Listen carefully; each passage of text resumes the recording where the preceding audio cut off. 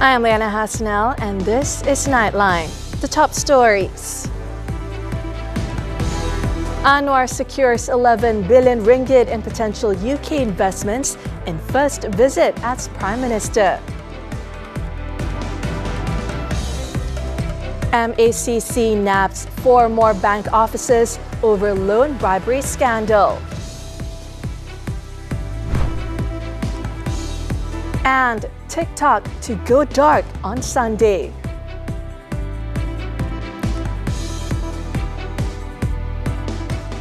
Good morning. Prime Minister Datuk Seri Anwar Ibrahim's 5-day working visit to the United Kingdom has successfully attracted 11 billion ringgit in potential investments across various sectors.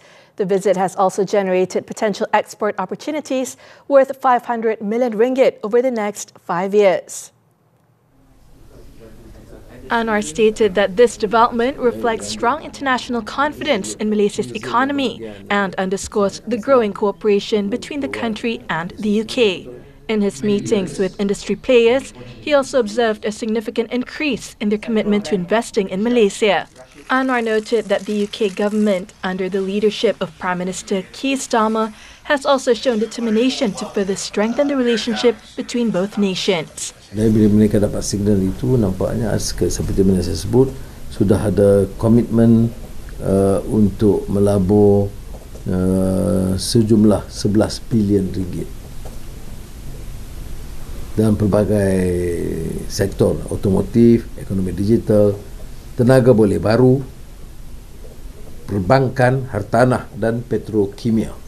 Trade between the two countries is expected to grow, particularly with the UK's inclusion in the Comprehensive and Progressive Agreement for Trans-Pacific Partnership (CPTPP). Dengan CPTPP itu maknanya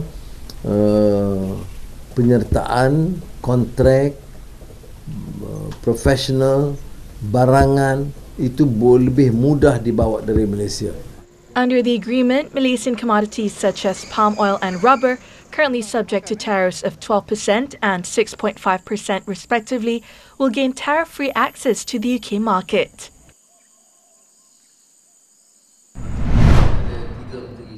Concluding his working visit with a get-together dinner attended by over 700 members of the Malaysian diaspora in the UK, Anwar urged Malaysians abroad not to underestimate local expertise, technological advancements and talent. Why is it that Infineon from Germany, the semiconductor, decided to invest 6 billion euros into Malaysia? Again, on the same principle, they say that other than Germany, Malaysia has that, what it takes. The level of sophistication, technological expertise, talent. So please don't have that sort of a view. The Prime Minister also highlighted that Malaysian companies have excelled internationally, including in the UK, by winning projects through open tenders, thanks to the technology and skilled talent. On another matter, following the Israel-Hamas ceasefire deal, Anwar estimated that the cost of Gaza's reconstruction could reach $1 trillion. This is due to the extensive damage to infrastructure and essential facilities caused by Israel's ongoing attacks since October 2023. Kita ini respon kerana Jepun yang mencadangkan. Kerajaan Jepun mencadangkan untuk Asia Timur, Jepun dan Malaysia co-chair usaha untuk disebut reconstruction. Jadi kita akan minta Jepun menyegerakan pertemuan itu di peringkat officials. Anwar also emphasized that while the reconstruction of Gaza is a priority, the suffering of the Palestinian people must not be ignored. The atrocities committed by Israel in Gaza have resulted in the tragic loss of over 46,000 Palestinian lives and the displacement of more than 2 million people from their homes.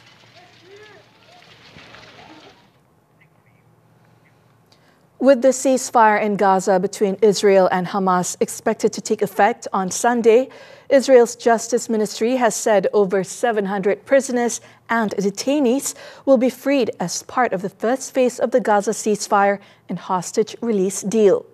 In a statement on its website, it said that the government has approved the release of 737 prisoners and detainees currently in the custody of the prison service. Among those on the expanded list was Zakaria Zubeidi, a chief of the armed wing of Palestinian President Mahmoud Abbas's Fatah party. However, the government said those named by the ministry, including men, women and children, will not be released before Sunday at 4 p.m. local time. According to a Justice Ministry spokesperson, the final number of prisoners to be released in the first swap would also depend on the number of live prisoners released by Hamas. Meanwhile, Palestinians on the streets of Khan Yunis waited eagerly on Saturday for a ceasefire deal to take effect on Sunday. Some residents of Gaza are waiting to go back to their homes and reunite with their relatives after being apart for more than a year. نسأل الله العظيم رب العرش العظيم أن يكون هذا اليوم آخر يوم ما يكون بعده يعني انتهاكات لهذه الهدنة لأن الشعب تعبنا يعني في هذا النزوح من أمراض ومن جوع ومن تعب. أول شيء ربنا يهدي البال وأن تكون هذه الهدنة حقيقية وأن نعود إلى جباليا مسقط الرأس والمهد وأن نلملم جراحنا وأن نتفقد أهلنا وأصحابنا وأقاربنا وأن نعود بيوتنا وأن نطمئن عليهم جميعا وأن يكون قد من الله علينا بالسكينة والطمأنينة لأول مرة بعد 16 شهر.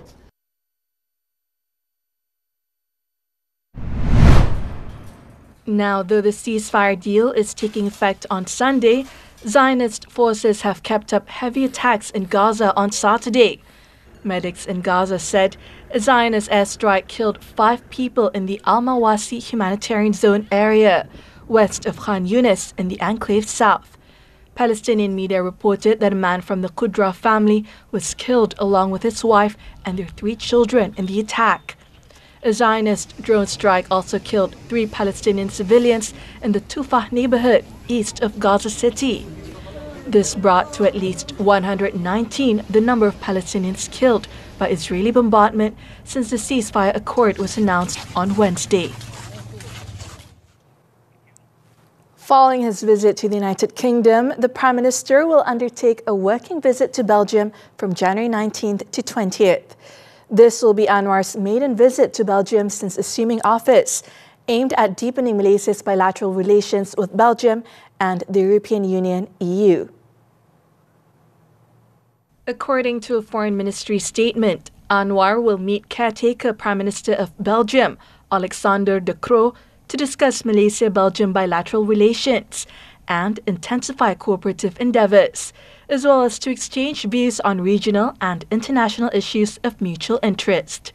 The Prime Minister will also meet European Council President Antonio Costa. Both leaders are expected to discuss ways to deepen Malaysia-EU ties and regional cooperation. As the current chair of ASEAN, the Prime Minister will highlight Malaysia's priorities and ASEAN's global aspirations in addressing international challenges, while exploring ways to further strengthen ASEAN-EU dialogue relations.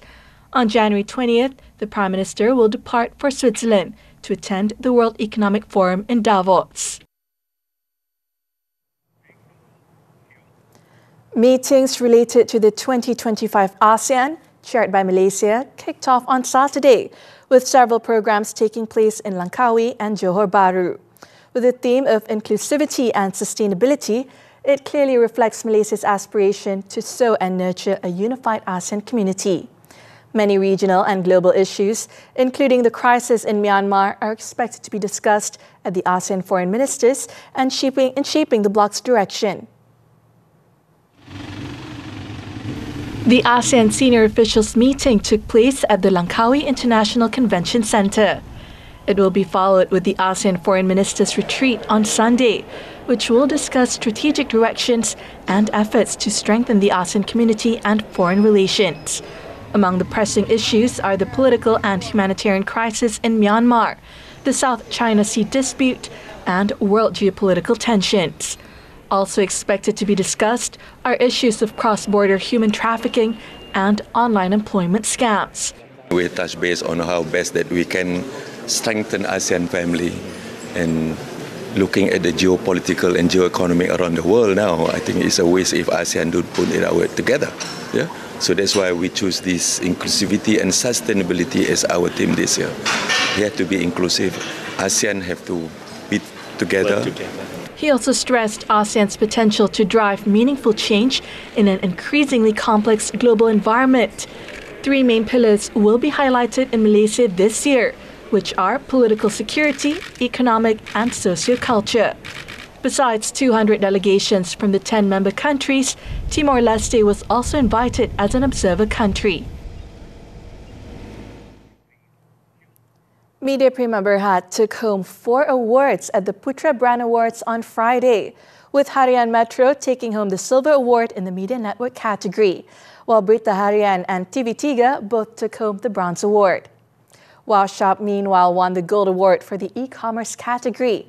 Present to receive the awards were Harian Metro Group Editor Hussein Jahid, Berita Harian Deputy Group Editor M.T. Lindan, Media Prima Television Network's Creative Marketing and Communications Director Farah Shamsuddin, and Wow Shop Senior General Manager Stevie Josep Ko. The recognition for the 68-year-old brand was described as reflecting the trust and confidence of the public. The ceremony was also attended by Media Prima Group Managing Director Rafiq Razali, who expressed appreciation for the continuous support from users and viewers.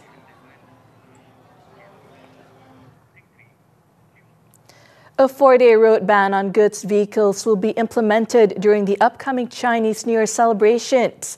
The ban will be enforced 2 days before and 2 days after the festive season, from January 27th to 28th and February 1st to 2nd. In a statement on Saturday, the Transport Ministry said the decision was made considering the significant increase in private vehicle traffic, as many Malaysians travel to their hometowns for the festivities, as well as to ease traffic congestion and reduce the risk of road accidents. In addition to the road ban, the National Speed Limit Reduction Order will also be enforced from January 28th to February 2nd as part of the police's Ops Selamat safety operation. To ensure compliance with the initiative, the Road Transport Department, RTD, will intensify enforcement activities nationwide through the 2025 Chinese New Year Op and integrated operations with other enforcement agencies. The ministry also advised the public to follow traffic regulations and prioritize safety while driving.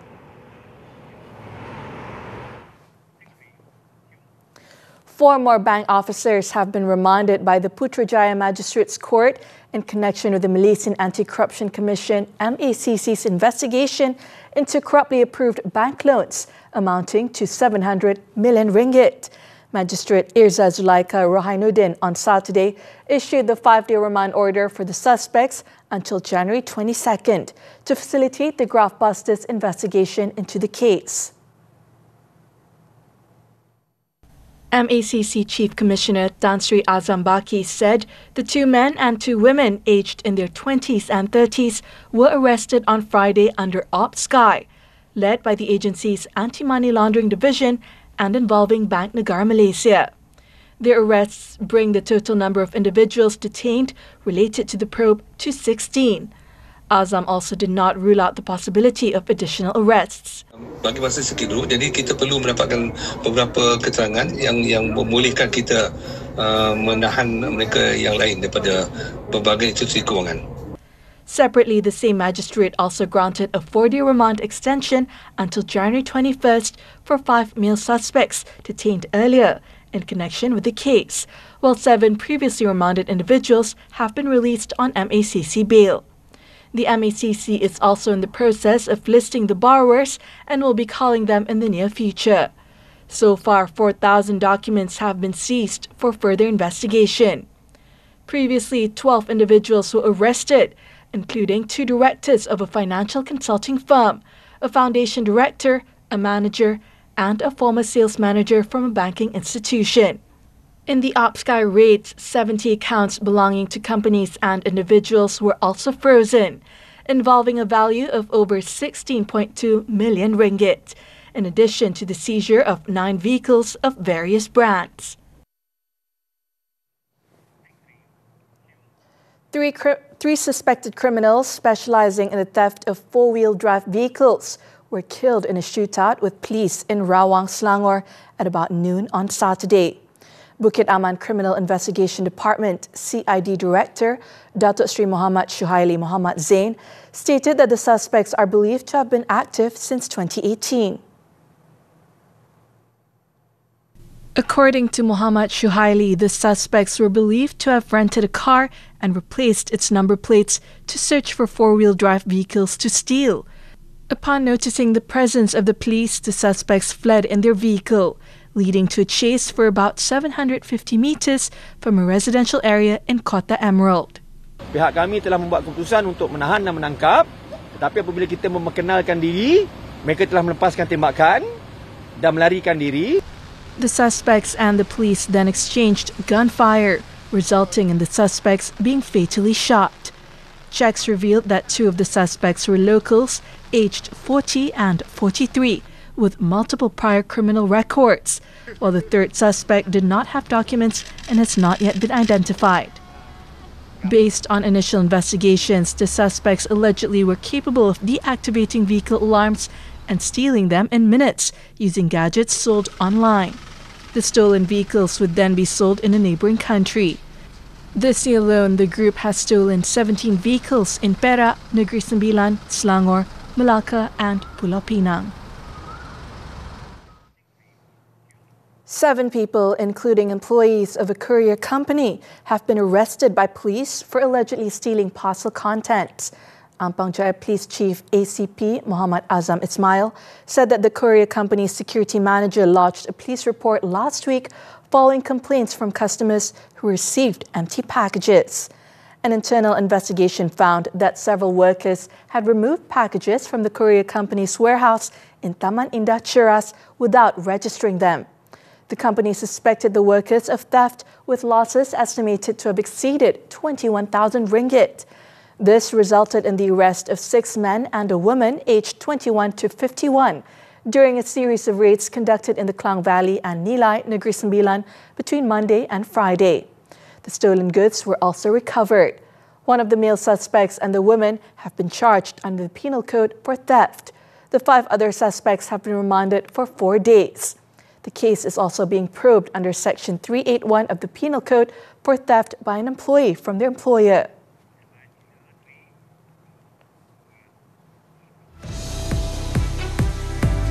Zafir Izzuddin saved the day for Malaysia. Actions from India Open after this breather.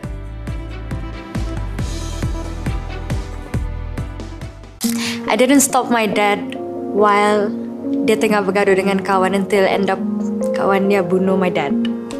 Umur Mary 9 tahun masa tu. Everything happened so fast until I saw dia punya kawan tikam sini dah. The last time I saw him, kami pergi hospital di dalam icebox sudah. Maybe that's the reason why I don't want to be a nurse.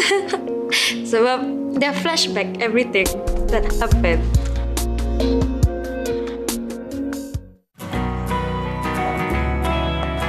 Ada drama baru lah kat Facebook. Nak download lah tu. Ingat jangan download ataupun share laman web Cetak Rompak. Jangan. Dulu saya orang yang sangat anak ayah. Jadi ayah yang always, Mariam, you have to do this, you can do this, you can do that. Jadi bila arwah ayah tak ada, benda tu sebenarnya I lost my biggest support. Saya cakap dengan diri saya, Mariam, teruskan fight dan perjuangkan apa yang sebenarnya Mariam nak dari dulu. Dan percayalah, rezeki itu tak pernah salah alamat. Sekarang kan tengah musim hujan dan banjir. Jika anda tidak mampu menyelamatkan masa banjir, carilah bantuan daripada pihak yang pakar dalam kerja menyelamat. Jangan bahayakan diri anda. Fikir sebelum bertindak. Anda mampu menyelamatkan nyawa. Kalau anak saya tu, saya tak nak dia macam dia hilang kasih sayang seorang ayah. Saya setiap hari saya doa, Ya Allah, kau panjangkan umur.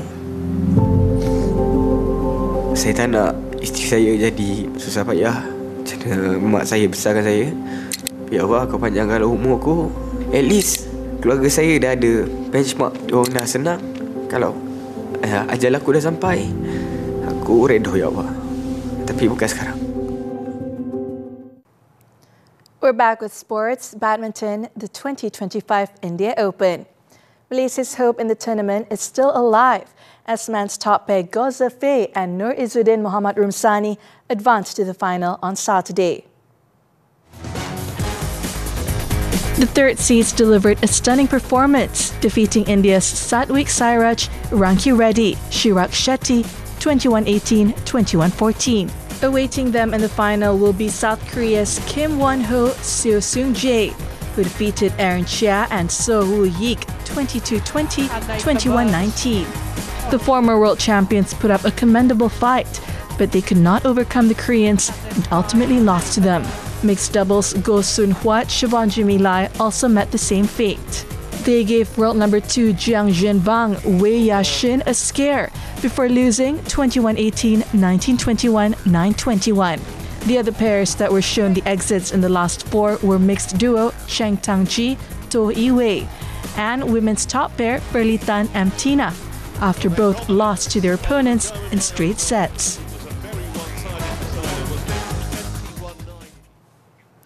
Moving on to football, the Malaysia Cup. Sri Pahang FC bounced back in the second half to hold Sabah FC to a 1-all away draw in Saturday's semi-final first leg at the Lika Stadium in Kota Kinabalu. The home side got the lead in the 9th minute when midfielder Stuart Wilkins scored and piled on the pressure for more goals, but the Elephants stood resolute. Pahang silenced the Sabah crowd by scoring the equalizer in the 66th minute when Liberian striker Kepa Sherman finished off a pass from playmaker Sergio Aguero.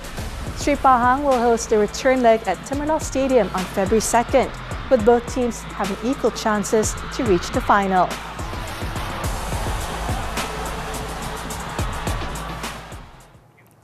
On to tennis, the 2025 Australian Open. Yannick Sinner stretched his unbeaten run to 17 matches after blasting past American Marcos Giron in straight sets to reach the fourth round on Saturday. The defending champion was not at his fluent best, but still had too much firepower for Giron as he sealed a remarkable 6-3, 6-4, 6-2 win.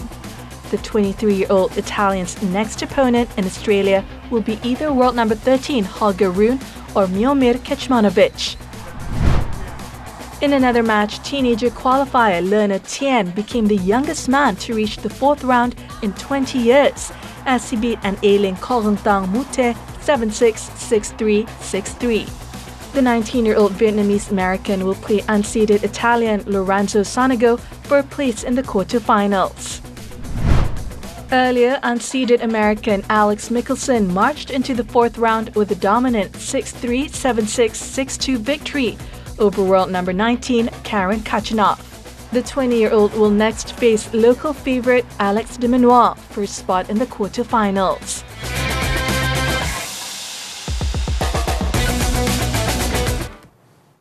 In the women's event, 6th seed Elena Rybakina of Kazakhstan advanced to the fourth round after cruising past Ukraine's Diana Yastromska 6-3, 6-4. The former Wimbledon champion will next face the winner of an All-American showdown between Madison Keys and Danielle Collins for a spot in the quarterfinals. Joining her was lucky loser Eva Lies of Germany, who continued her amazing run in the tournament by disposing Jacqueline Christian 4-6, 6-3, 6-3. Lies is the first lucky loser to get to the Australian Open's fourth round since the tournament moved to Melbourne Park in 1988. Awaiting her in the last 8 will be world number 2 Iga Świątek of Poland, who eased past Emma Raducanu 6-1, 6-love.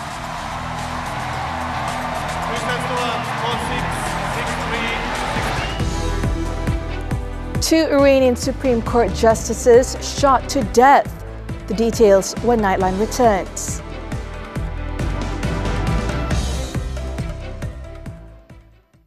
Pergi ke YD memang impian saya dengan arwah bapa. Dari kecil, saya selalu buat melodi lagu. Dan papa selalu nak dengar. Sampai dia dapat duit pencen.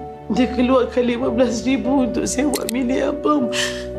Dan kita orang kena tipu dengan satu record label. Satu kopi pun saya tak dapat. Dan sebelum Papa pergi, Papa ada cakap, Alin, jangan stop.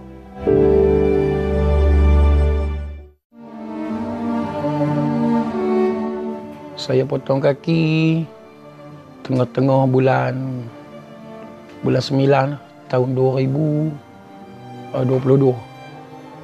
Kemudian tak sampai sebulan isteri saya pula meninggal. Jadi bermula di situlah. Memang berasa perik sikit lah orang kata kan.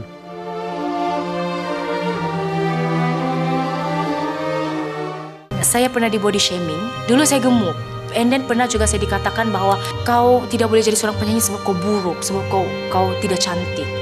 Dan itu sebenarnya menjadi trauma kepada saya sehinggalah sekarang. Buruk gemuk is only what people say towards me. Saya sangat ditindas, like no one wants to friend me dulu. Dan dulu banyak juga macam bila kita kena panggil menyanyi, tidak orang pandang because you look like that. Logam terbuang menjana keuntungan. Sepanjang akak main hobi aktiviti ni, paling banyak dapat barang kemas lah. Lepas ni kita dah tak payah beli barang kemas. Kita korek-korek dah dapat barang kemas, dah boleh pakai. Setahun sekali kita boleh tukar dengan bank kadang-kadang sampai 1,000 lebih setahun. Bunga yang kita guna adalah artificial. Tema klasik, gubahan untuk hari ini, gubah penuh. Ini cinnamon roll tiramisu kita yang dah siap. Selamat mencuba. The foreign news. Social media app TikTok has said it will be forced to go dark in the US on Sunday unless the government intervenes before a ban takes effect. In a statement late on Friday, it said the White House and the Department of Justice had failed to provide the necessary clarity and assurance to the service providers that are integral to maintaining TikTok's availability. It also stressed that unless the government immediately stepped in to assure the app that it would not be punished for violating the looming ban, it would be forced to go dark on January 19th. The statement follows a Supreme Court ruling earlier on Friday, which upheld a law banning the app in the US, unless its China-based parent company, ByteDance, sells the platform by Sunday. However, TikTok's statement has suggested that it may immediately become unavailable to all existing users, as well as those seeking to download it.